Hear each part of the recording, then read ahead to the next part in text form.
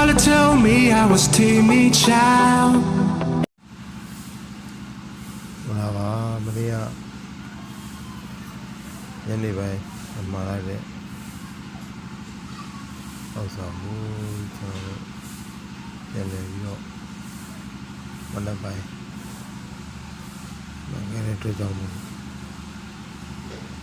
ရစောကြည့်မှဖြစ်ပါတယ်တန်ဖိုးကနာပါ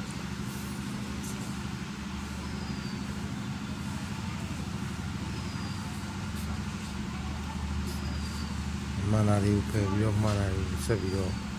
ကန်ရမှာဖြစ်ပါတယ်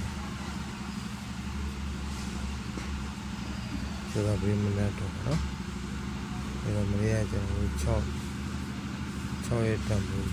ပြန်ထည့်မှာဖြစ်ပါတယ်6နဲ့ဖြစ်လို့6ရဲ့1နဲ့တန်ဖိုးကနာလေးကို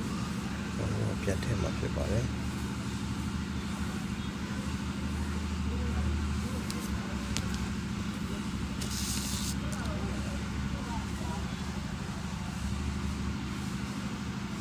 นี่ทำเป็น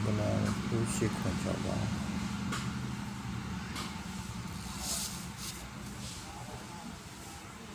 ပေါင်းချလိုက်လို့ဆိုရင်935ကို9ရပါတယ်49ရှိက900ပါတယ်38391ရပါတယ်2926ကခွန်ရပါတယ်နော်အဲတော့ကျွန်တော်တို့ခွေကနာ95ခွန်ဖြစ်ပါတယ်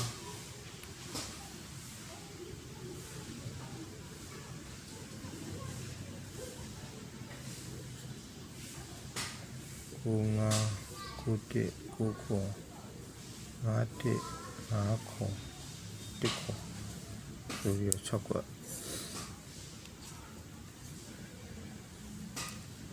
စေအောင်ပါဗျာ